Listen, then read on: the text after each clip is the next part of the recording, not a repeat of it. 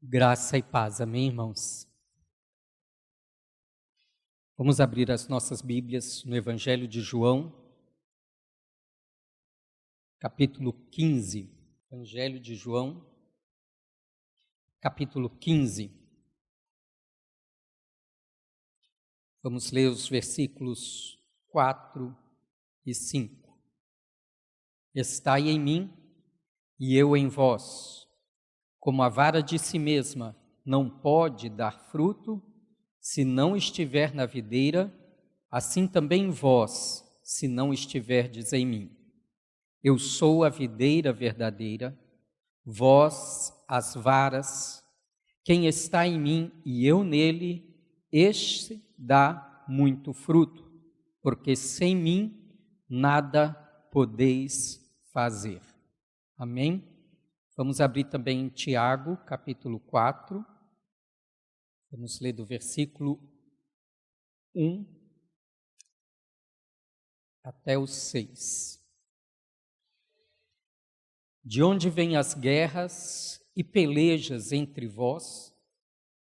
Porventura não vem disto, a saber, dos vossos deleites que nos vossos membros guerreiam? Cobiçais e nada tendes, matais e sois invejosos, e nada podeis alcançar. Combateis e guerreais, e nada tendes, porque não pedis. Pedis e não recebeis, porque pedis mal, para o gastardes em vossos deleites. Adúlteros e adúlteras, não sabeis vós que a amizade do mundo é inimizade contra Deus? Portanto, qualquer que quiser ser amigo do mundo, constitui-se inimigo de Deus. Ou cuidai-vos vós, que em vão diz a Escritura, o Espírito que em nós habita tem ciúmes. Antes, ele dá maior graça. Portanto, diz: Deus resiste aos soberbos, mas dá graça aos humildes. Vamos ler também Romanos, capítulo 8, apenas o versículo 26. E da mesma maneira também, o Espírito ajuda as nossas fraquezas, porque não sabemos o que havemos de pedir como convém, mas o mesmo Espírito intercede por nós com gemidos inexprimíveis.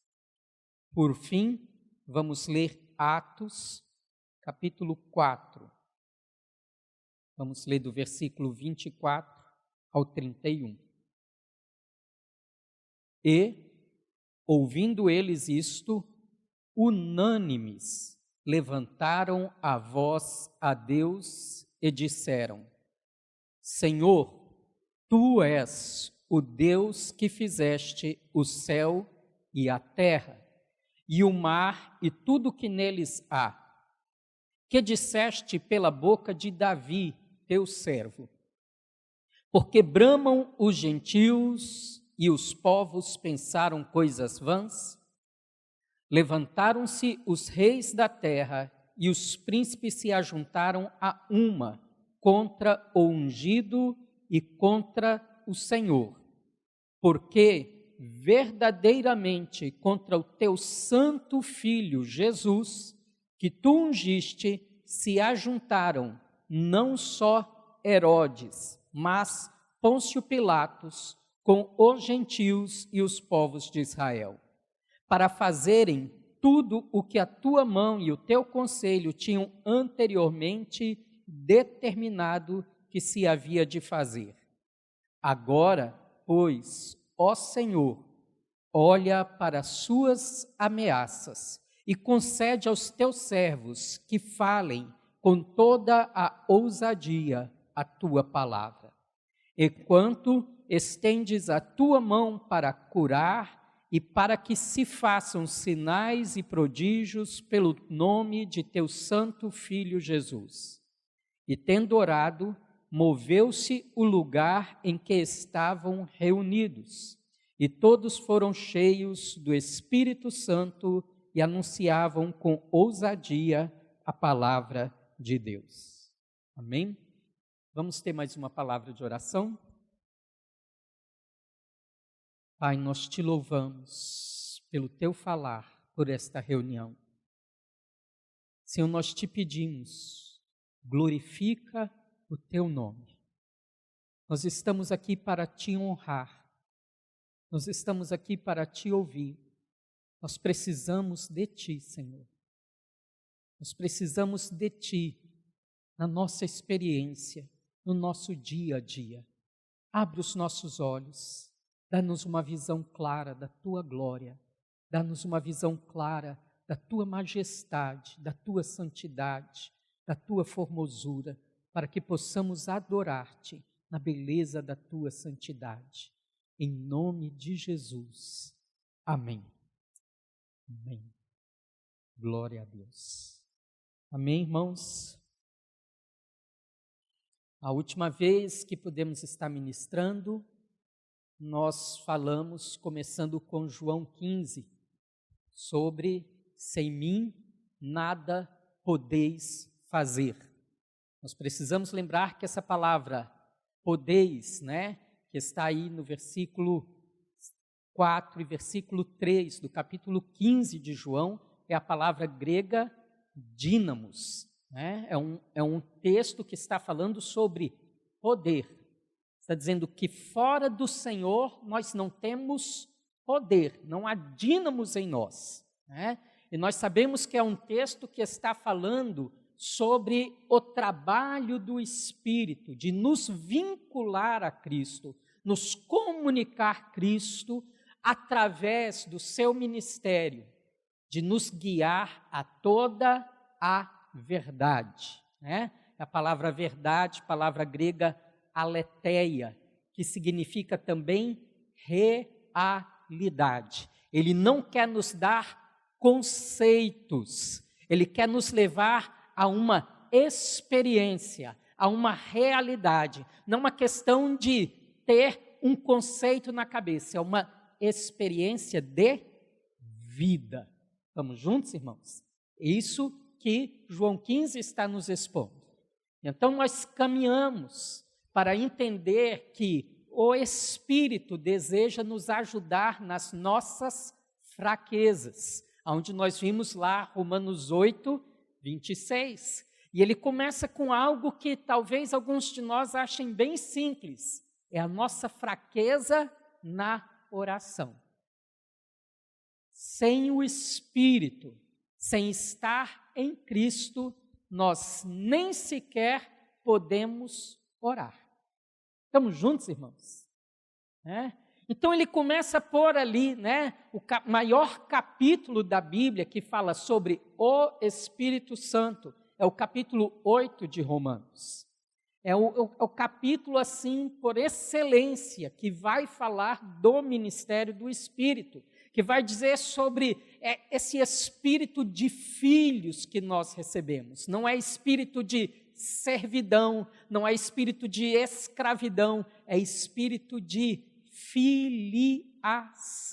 Estamos juntos? E aqui vai expressar esse ministério do Espírito através da sua ajuda nas nossas fraquezas, os seus gemidos inexprimíveis, porque não sabemos orar como convém. No versículo seguinte, ele vai dizer que o Espírito que conhece a vontade do Pai vai orar de acordo com a vontade do Pai por nós. Amém? Irmãos, isso é tão libertador, porque as nossas orações, muitas vezes, são tolas. Muitas vezes elas são completamente desalinhadas da vontade de Deus. Mas o que o Espírito está fazendo através da nossa vida de oração é nos alinhando com o Senhor, é nos libertando da nossa tolice, da nossa vida tão terrena, tão presa às coisas da terra. E o Espírito, através desses gemidos inexprimíveis, está gerando em nós uma vida em linha com a vontade de Deus. Amém? Então, nós finalmente chegamos em Tiago, capítulo 4, que é um exemplo de uma oração que não recebe a ajuda do Espírito. É o exemplo de uma vida de oração que não está aproximando as vidas a Deus. Ao contrário, nós vimos ali que o autor, inspirado pelo Espírito Santo, está dizendo que a vida de oração daqueles irmãos é uma expressão da infidelidade deles a Deus. Amém? O fim de semana passada, nosso irmão Humberto, compartilhou sobre esse capítulo 4 do livro de Atos. E aqui sim, no capítulo 4 do livro de Atos, nós temos uma oração alinhada com o trono de Deus. Uma oração que, de fato, está de acordo com a vontade dos céus. Amém? E hoje o meu intuito é que a gente possa ver um contraste entre o capítulo 4 de Tiago e o capítulo 4 de Atos, analisando essas orações e vendo o porquê. Uma é a expressão da infidelidade dessas pessoas a Deus, e porque a outra é a expressão de uma vida de fato guiada pelo Espírito Santo de Deus. Amém?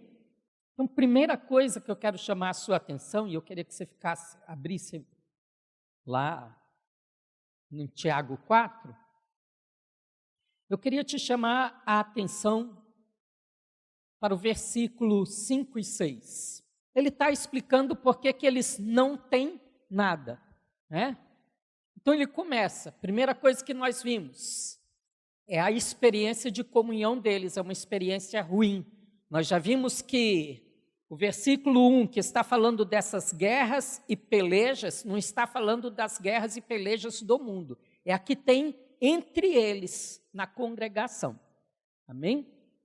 E que esses problemas de relacionamento na congregação nada mais são do que um reflexo do estado do coração de cada um.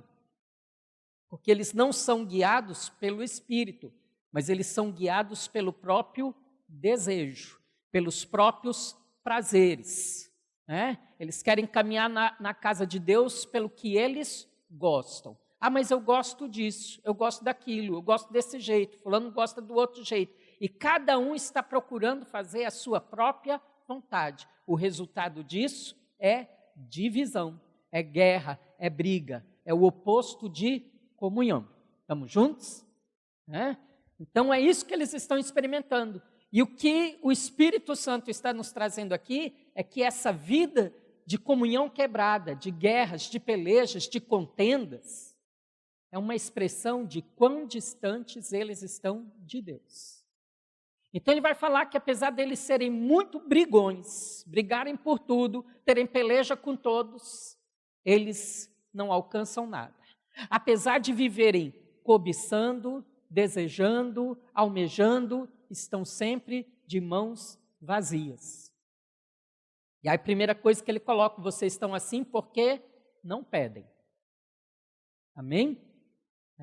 Já vimos isso, a questão de a gente brigar com os homens, brigar com as circunstâncias, mas não entrar em um lugar de guerra espiritual, de mover os céus, de lutar juntamente com Deus, de termos a nossa guerra para o inimigo certo. Nosso inimigo não são as pessoas, não são os irmãos, nosso inimigo é o diabo, e a gente deve aprender a vencê-lo através de oração. Então eles brigam, e estão sempre derrotados.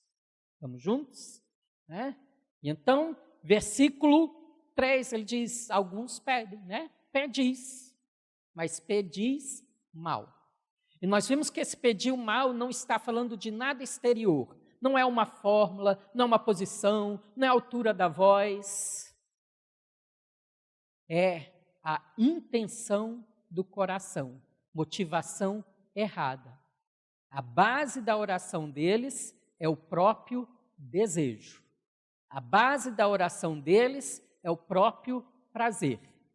Eu quero coisas, né? E então, o versículo 4 vai deixar claro o problema deles. Se o problema de vocês, a oração de vocês é errada, vocês pedem mal, porque o que vocês amam é o mundo. O coração de vocês não está em Deus, o coração de vocês está no mundo, né? E aqui ele vai usar essa expressão que é muito pesada: adúlteros e adúlteras, né? Em Provérbios, a gente vê que um dos sérios problemas do adultério é que ele retira o recurso que devia suprir a família e vai ser gasto com a amante. E ele está fazendo essa comparação. Deus para vocês é só um recurso, é só um meio. Vocês conseguem coisas com ele, mas vocês querem usar esses recursos para gastar com a sua amante, que é o mundo. Que o seu prazer está lá. E isto é inimizade contra Deus. Amém, irmãos? Eu creio que nós devemos refletir muito sobre a nossa vida de oração. Orações não respondidas. O que nós experimentamos na nossa vida de oração? O que é que nós estamos chamando de vida de oração? Porque a vida de oração desses irmãos, ou o que eles chamavam de vida de oração, a palavra aqui está chamando de adultério, de amizade com o mundo. E então eu quero chamar a atenção para vocês para esse versículo.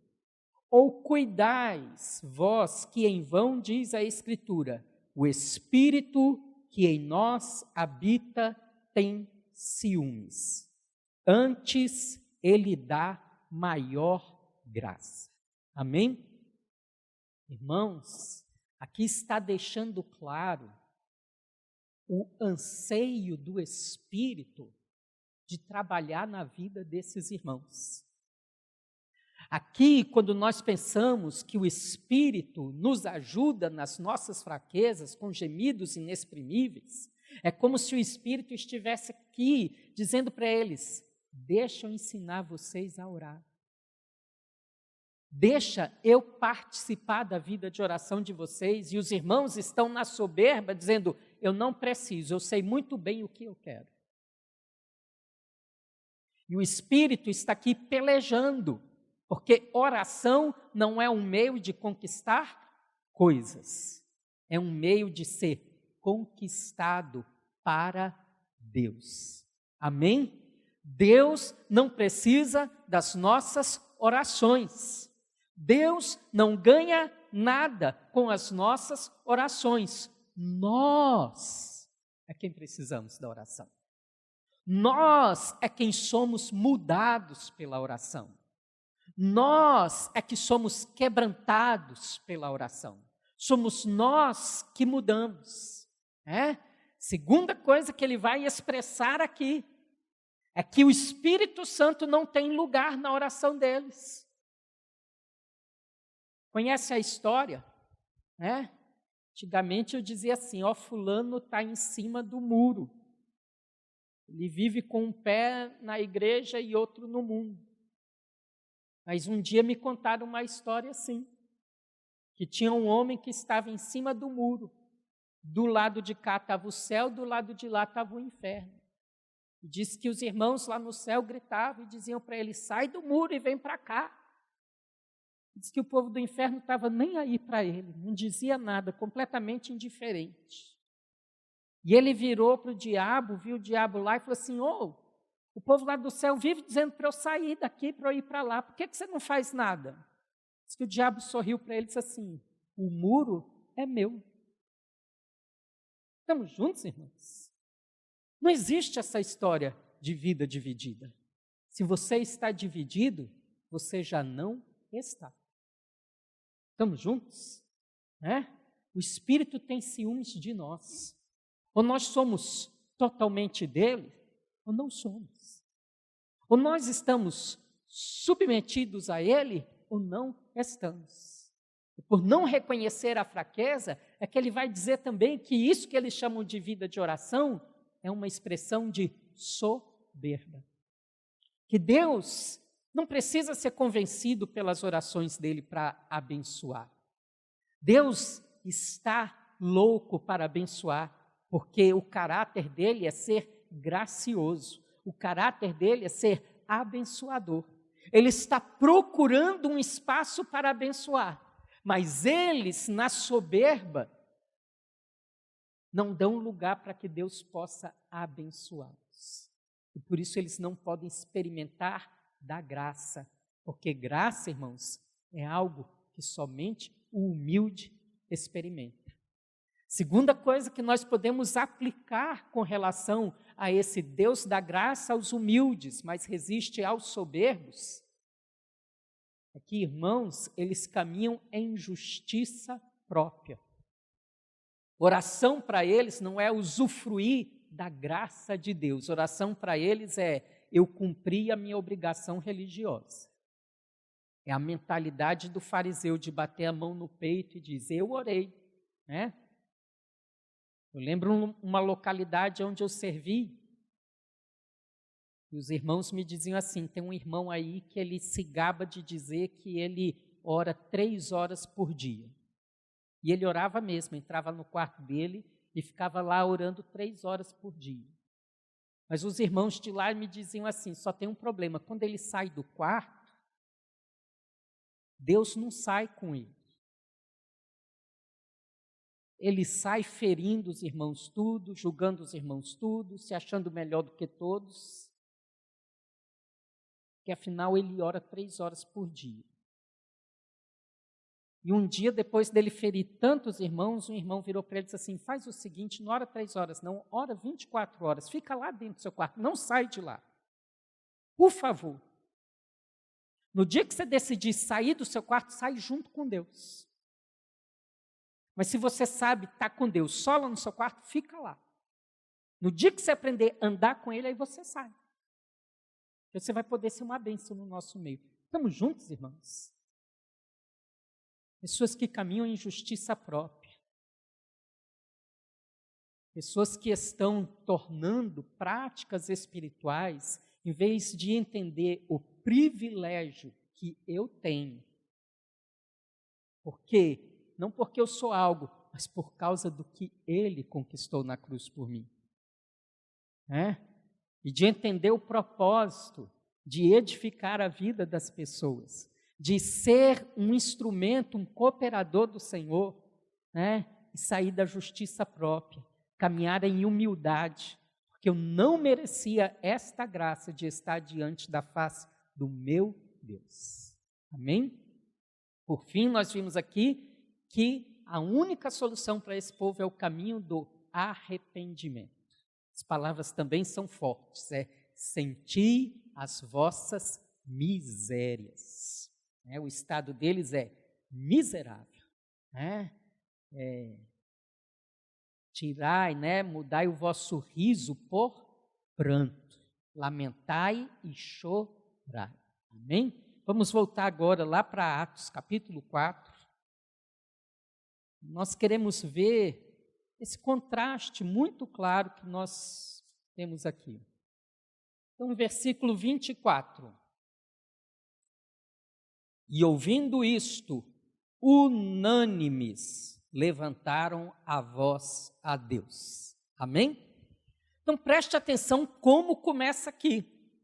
Este momento de oração deles, eles contaram uma experiência, a tribulação que eles tiveram depois de serem presos, ameaçados, a não pregarem mais o Evangelho, a não anunciarem mais a ressurreição do Senhor Jesus.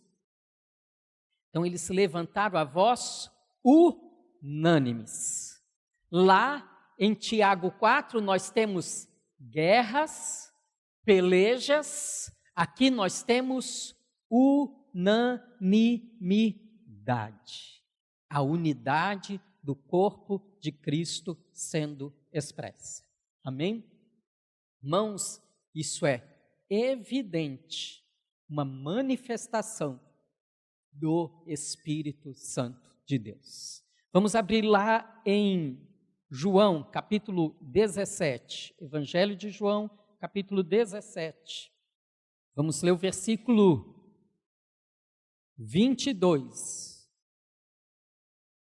E eu dei-lhes a glória que a mim me deste, para que sejam um, como nós somos um. Amém? Irmãos, a nossa unidade não é externa, não é numa uniformidade. C.S. Lewis dizia o seguinte, que uniformidade está longe de ser unidade. Você pode pegar 6 moedas, vou parafrasear aqui, né? 6 moedas de R$6, são iguais, ou de R$1, né? São iguaizinhas, não são, irmãos? Mas elas não são uma, né? Você bater aqui, vai cada uma para um canto, não é? Mas elas são idênticas, mas cada uma é uma completamente separada da outra. Agora você pega, irmãos, um coração, um pulmão, vou ficar só com esses 2 órgãos. Eles fazem parte de um só corpo, não é? A frequência do coração é completamente diferente da frequência do pulmão, não é mesmo, irmãos? Né? Você dá cerca de 20 movimentos respiratórios por minuto. E cerca, se você tiver calminho aí, uns 80 batimentos cardíacos por minuto. E se a gente trocar essa frequência, você morre. Porque se você tiver uns 80 movimentos respiratórios por minuto, irmão, você não consegue nem ficar em pé. Né? Vai morrer rapidinho. Né? E se o seu coração bater 20 vezes por minuto, você também não vai conseguir levantar, porque você não vai ter pressão, você vai morrer. Estamos juntos? Né? São diferentes em suas funções, não é? As cavidades do coração estão cheias de sangue. Lindo, não é, irmãos? Eu acho o corpo uma coisa muito linda.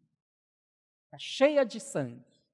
Mas a cavidade do pulmão está cheia de ar. Troca para você ver.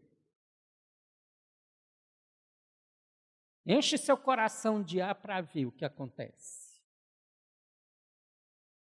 E resolve encher de sangue a cavidade do seu pulmão.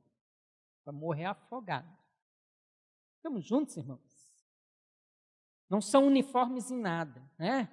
Um órgão todo fechadinho, pesadinho, o outro expansivo. Às vezes nós estamos atrás de uniformidade. Irmãos, deixa o seu irmão na liberdade do que ele deve ser no corpo de Cristo. Tentar uniformizar os outros só vai gerar guerras e pelejas. Isso não expressa a unidade do corpo. Porque cada um na sua frequência, cada um se enchendo do que precisa se encher, mas os 2 órgãos estão trabalhando para um só propósito. Estamos juntos? Assim é o corpo de Cristo. Aqui nós temos essa manifestação, né? E ele diz assim, dei-lhes a minha glória, para que sejam um. Irmãos, que glória é esta? Senão o próprio Espírito Santo que nos foi dado. Né? Vamos abrir em Efésios, capítulo 4, versículo 3. Vamos receber um pouco mais de luz sobre essa unidade. Procurando guardar a unidade do Espírito pelo vínculo da paz. Amém? Preste atenção nesse do, não é a unidade no, é a unidade do. Né? Esse do aí é um modo no grego chamado genitivo. Ele está dizendo a quem pertence, se origina de quem. Então não é a paz do meu espírito, não, é a paz da pessoa do Espírito Santo, a unidade da pessoa do Espírito Santo. Ele está dizendo assim, essa unidade, ela é uma obra da pessoa do Espírito Santo de Deus. Guarde essa unidade do Espírito Santo, né? Pelo vínculo, amo essa palavra, vínculo, né? Vínculo, irmãos, fala daquilo que une, né? É como se fosse um gancho. Ele mantém a unidade pelo vínculo da paz. Quando nós estudamos o Pentecostes, nós hoje não vamos ver esses textos, porque não é o nosso alvo, né? Mas a palavra Pentecostes vem de 50, né? 50 dias. Ele acontece 50 dias depois da Páscoa, não é? Esse número 50. Quando a gente vai ver o número de vínculos, de ganchos que prendiam uma cortina à outra no tabernáculo, tem 50 vínculos. Por quê? Porque esta é uma figura da obra do Espírito. É Ele quem nos une. É Ele quem nos mantém em unidade. A nossa unidade é espiritual. É uma obra do Espírito. Ela não é uma coisa que nós vamos gerar, que nós vamos fazer, que nós temos que manter a força. Não, irmãos. Ela foi gerada pelo Senhor Jesus naquela cruz. E ela é manifestada, produzida pelo Espírito Santo que habita em nós. Amém?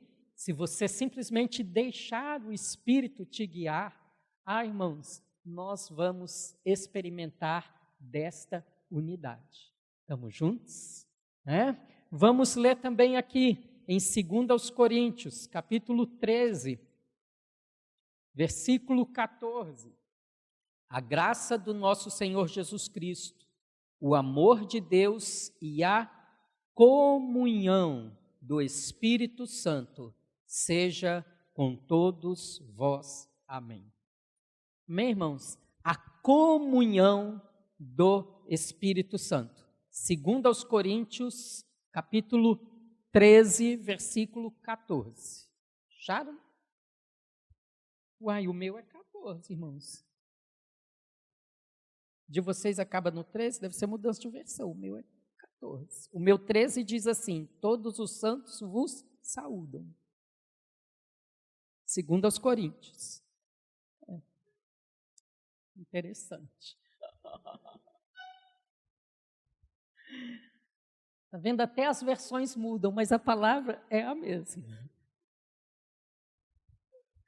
Estamos juntos? A comunhão, irmãos, é do Espírito.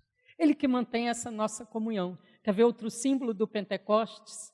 Na festa das primícias, irmãos, o sacerdote vinha com feixes de trigo, movendo e oferecia como uma oferta movida diante do altar. Mas no dia de Pentecostes, ele fazia a massa do pão, e um pão fermentado, porque esta massa representa o corpo de Cristo, a igreja.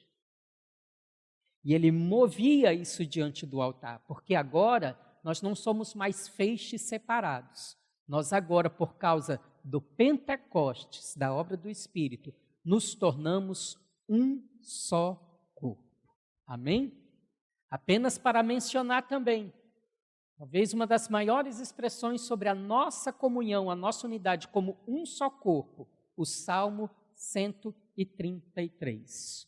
Quão bom e quão agradável é os irmãos viverem unidos em união. É como o óleo precioso que derrama sobre a cabeça e desce pela barba de Arão. Estamos juntos? Né?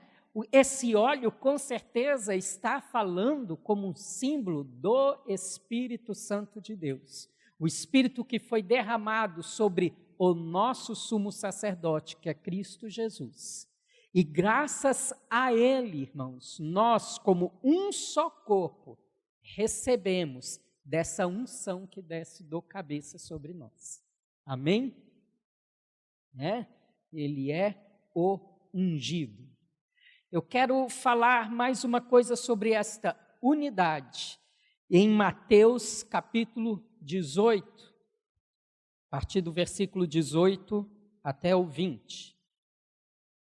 Em verdade vos digo que tudo que ligardes na terra será ligado no céu. Tudo que desligardes na terra será desligado no céu. Também vos digo que, se 2 de vós concordarem na terra acerca de qualquer coisa que pedirem, isso lhes será feito por meu Pai que está nos céus. Porque onde estiverem 2 ou 3 reunidos em meu nome, aí estou eu no meio deles. Amém, irmãos? Nós estamos vendo aqui em Atos 4 o cumprimento desta palavra. Aqui o Senhor Jesus está nos ensinando sobre a vida de oração como igreja. E aqui em Atos 4 nós estamos vendo esta experiência acontecendo. 2 ou 3 reunidos em nome do Senhor Jesus. Concordando. Irmãos, preste atenção. Esse concordando entre si, e quando diz eu estarei no meio deles, não está dizendo se eu e ele concordarmos em alguma coisa. Está falando eu, ele e o Senhor. Nós entramos num acordo, nós concordamos sobre este assunto. E aí nós vamos orar, porque nós estamos em concordância com o Senhor. Estamos juntos, irmãos? Agora nós precisamos ter bem restaurado no nosso meio, que de fato significa nós nos reunirmos em o nome do Senhor Jesus. E eu repito mais uma vez, irmãos, se reunir em o nome de Jesus não é uma realidade conquistada por falta de placa. Estamos juntos? O Senhor Jesus não está passando aí pela rua e olhou aqui, não tem placa, vou entrar lá, eles estão reunidos no meu nome. Você acha que é assim que nós vamos, de fato, desfrutar da presença do Senhor? Estar reunidos no nome dEle é muito mais que uma forma exterior. É muito mais do que uma postura de rejeitar uma placa. Rejeitar uma placa, irmãos, é um marco importante, se feito pela motivação correta. Porque a nossa carnalidade consegue distorcer muitas coisas. Se os irmãos lá da Epístola de Tiago conseguiram distorcer a vida de oração em manifestação de justiça própria, soberba, mundanismo, infidelidade, nós não podemos também pegar coisas certas e transformar isso de expressão da nossa própria carnalidade, irmãos. Então, estar reunidos em nome do Senhor fala de uma realidade, fala de um anseio por honrá-lo. Fala de um desejo de que Ele seja agradado. Fala de conhecermos a mente do Senhor, a vontade do Senhor, o que o Senhor tem para este lugar. Estar reunidos em nome do Senhor significa, primeiramente, eu estou aqui porque Ele me chamou. Eu estou aqui porque Ele me convocou. Irmãos, eu não congrego aqui por conveniência. Eu não congrego aqui porque me é o lugar mais perto, mais fácil, que mais se adequa à minha personalidade, que mais se adequa aos meus gostos. Isso é religiosidade. Isso é o sistema religioso. Isso é a expressão que a gente vê lá em Tiago. São coisas por conveniência, são coisas para me agradar. Eu congrego aqui porque o Senhor me chamou. Estamos juntos, irmãos? Eu congrego aqui por causa dele. Irmãos, nós estamos honrando o Senhor com essa reunião, com o nosso modo de nos reunir. Isso fala também disso. Nós temos mania de nos fixarmos a modos. E em vez de honrarmos o Senhor, de repente nós nos encontramos levantando monumentos aos nossos modos. Nós fazemos assim. Nós somos desse jeito. Sempre foi assim e assim vai ter que continuar, porque nós gostamos assim. Irmãos, uma serpente de bronze que o Senhor mandou levantar lá no deserto. Foi o Senhor quem mandou fazer, não foi? E quem olhasse para ela seria curado. Mas aquilo foi levantado para aquela ocasião, mas na carnalidade das pessoas, eles transformaram aquela história e fizeram daquilo um poste ídolo. Vamos juntos? Às vezes eu acho que nós pegamos muitas coisas santas que o Senhor levantou para tempos apropriados. Nós temos tornado ela em postes ídolos no nosso meio. Nós precisamos nos perguntar diante do Senhor, isto está te honrando? É isso que o Senhor quer? Irmãos, como você se prepara para a reunião? Porque, irmãos, onde estão 2 ou 3 reunidos concordando entre si, não há lugar para passividade nessa reunião. Não há lugar para alguém chegar e dizer assim, vamos ver o que vou receber lá. Existem pessoas ativas, que elas querem saber o que o Senhor deseja, porque eu preciso responder a Ele. Nós estamos respondendo ao Senhor?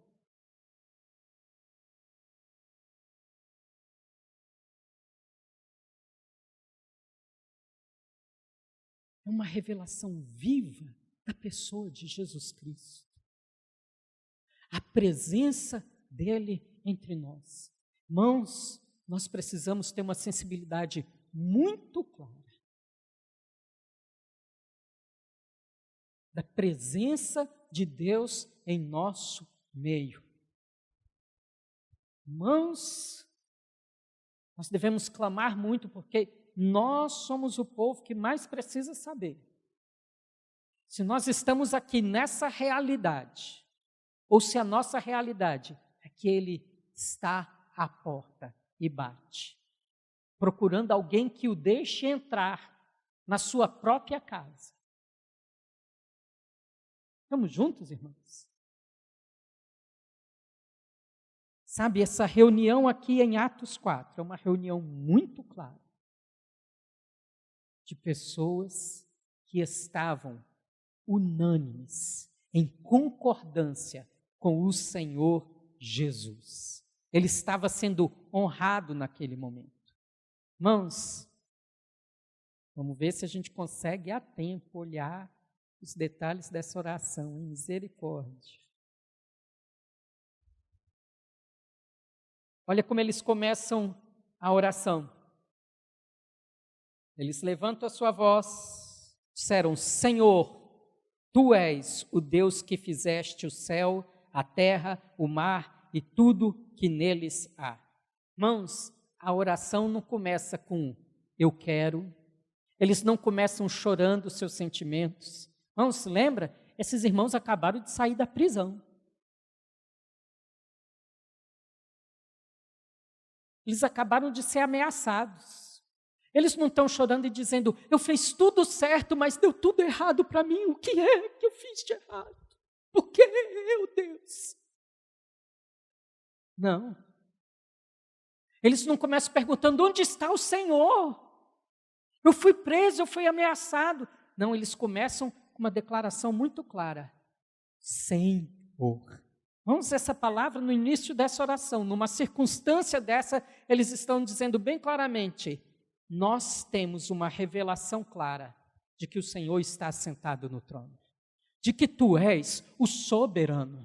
Não tem nada aqui acontecendo fora da Tua vontade. Não existe uma pessoa sequer que esteja fora do Teu domínio. Se querem te obedecer ou te desobedecer, problema deles, mas a minha vida está em Tuas mãos e o Senhor não erra. Estamos juntos, irmãos? A oração deles é fruto de uma revelação viva do Senhor Jesus Cristo. Eles sabem diante de quem eles estão, eles sabem quem é o Deus deles. Então, aqui, versículo 25 e 26, eles estão recitando o Salmo 2. Irmãos, essa oração não é fruto dos meus sentimentos, de como eu estou me sentindo nessa circunstância. Tem gente que acha que a oração é isso. Eu vou dizer como eu estou me sentindo para Deus. Diga, faz parte. Mas essa não é o alvo da oração. Essa oração é fruto de meditação na palavra de Deus. Irmãos, tem dois elementos muito claros nessa oração. Eles contemplaram o Senhor. Contemplaram o Senhor naquela circunstância. Eles meditaram na palavra. E esse meditar fala de ler a palavra junto com a pessoa do Espírito. O Espírito foi abrindo a palavra para eles. E quem eles enxergam na palavra? Cristo. Depois que eles terminam de recitar o Salmo 2, o que eles dizem no versículo 27? Verdadeiramente contra o teu santo Filho Jesus, que tu ungiste. Estamos juntos, irmãos? Ele viu, eles enxergaram Cristo naquela situação, na palavra de Deus. Irmãos, quantas vezes a nossa oração é fruto de nós mesmos, do nosso sentimento, da nossa vontade, dos nossos prazeres, nosso orgulho ferido. Mas aqui, uma oração guiada pelo Espírito, ela é fruto de uma revelação viva da pessoa de Jesus Cristo. Estamos juntos, irmãos? É isso que o Espírito nos faz. Ele nos revela o Filho. E ele glorifica o Filho. Como eu disse, isso não é um conceito, é uma realidade. Sabe qual é o nosso problema, irmãos? Nós queremos muita revelação aqui na reunião, mas na hora dos nossos problemas, no nosso casamento, na nossa família, com os nossos filhos, no nosso trabalho, na nossa escola, nós não respondemos a essa revelação. Nós não buscamos sabedoria de Deus, como eu vou aplicar esse Senhor Jesus Cristo em cada uma das minhas circunstâncias, em cada um dos meus problemas. Nós queremos responder nas circunstâncias de acordo com o que nos convém, de acordo com os nossos desejos e prazeres. Está me entendendo o que é diferente, irmãos? A ideia de religiosa, de ouvir de Cristo em uma reunião e trazer ela para a circunstância, trazer ela para o lugar do seu problema. Irmãos, eles passaram por um problema aqui, um problemão. Mas eles viram Cristo naquela situação. Eles viram, sabe por que nós fomos presos? Não tem nada a ver com nós, é Cristo. Cristo está sendo expresso por nós. Cristo está continuando o seu ministério através da nossa vida. Está funcionando, deu certo. Porque se Jesus estivesse aqui, exatamente isso que teria acontecido. Ele está vivo mesmo e continua se expressando. Eles não oram para que o Senhor mude as circunstâncias. Eles oram para que o Senhor haja neles. Dá-nos ousadia. Escuta aqui, meu irmão. Escuta aqui, minha irmã. Preste bastante atenção, porque este é um sério motivo de derrota na nossa vida de oração. Irmãos, para mudar circunstâncias, nós somos capazes de chorar, jejuar, orar, puxar os cabelos, virar para um lado, para o outro, fazer vigília, perder noite, porque nós estamos com o coração em que Deus mude circunstâncias, mude coisas. Mas sabe, irmão, se você tiver essa mesma disposição para que Deus te transforme, Ah, aí você será vitorioso com Deus. Que a mão dele molde você. Se você falar para o Senhor, Senhor, não sei, talvez eu perca o meu casamento, mas eu não posso perder ao Senhor. Se você parar de achar culpado, estou perdendo, é por culpa dela, é por culpa dele, é por causa do meu passado, é o pai que eu tive, é a família que eu tive, ou o pai que eu não tive. E você olhar, Senhor, eu estou perdendo tudo por causa de quem eu sou. É porque eu não sou transformado, é porque eu não vi a tua glória. É porque eu estou cheio de conceitos, mas carente de realidade espiritual. Eu tenho soberba de entender tantas coisas. Mas sabe, Senhor, a verdade é que muitas coisas das quais eu falo, eu nunca provei. E a comprovação disso está no tipo de vida que eu vivo. E na forma em que eu desenvolvo os meus relacionamentos, na qualidade do meu casamento. A minha ausência de comunhão com os meus irmãos, a minha facilidade de brigar e dificuldade de andar em unidade. Então, me pega pela mão e me transforma. Mas eu não posso ficar do mesmo jeito. Meu clamor, Senhor, não é muda minha esposa, muda meu marido, muda meu filho, muda a circunstância. Meu clamor é, me muda, me transforma. Irmãos, eles não oram o problema, aqui em Atos 4. Eles oram a promessa e o propósito. Eles não oram a própria vontade. Eles não oram o conforto. Ah, Senhor, termina aí. Eles estão ameaçando, fecha a boca desse povo. Não, Senhor, o cumprimento da sua palavra. Não são eles interpretando a palavra. Vocês enxergam isso, irmãos? A palavra está interpretando a vida deles. Deixa a palavra de Deus interpretar a sua vida, as suas circunstâncias. Eles oram, se cumpre o teu propósito, está difícil. Então, Senhor, nos dá mais ousadia. Estende a tua mão, manifesta-te mais no nosso meio. Torna cada vez mais evidente a tua presença. Estamos juntos, irmãos? Então aquele lugar tremeu. Eu quero que você abra para terminarmos em Apocalipse, capítulo 8, versículo 3. Aqui é sobre o início das 7 trombetas, e o que marca o início das 7 trombetas. E veio outro anjo e pôs-se junto ao altar, tendo um incensário de ouro, e foi-lhe dado muito incenso para o pôr com as orações de todos os santos sobre o altar de ouro que está diante do trono. E a fumaça do incenso subiu com as orações dos santos, desde a mão do anjo até diante de Deus. E o anjo tomou o incensário e encheu do fogo do altar, e o lançou sobre a terra. E houve depois vozes e trovões e relâmpagos e terremotos. Amém?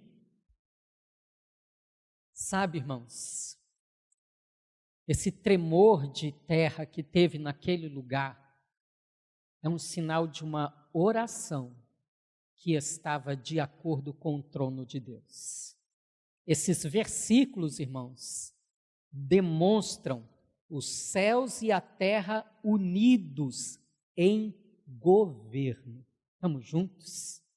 É mais uma vez uma confirmação daquilo que vemos em Mateus 18. É uma expressão dele se ligando e desligando na terra.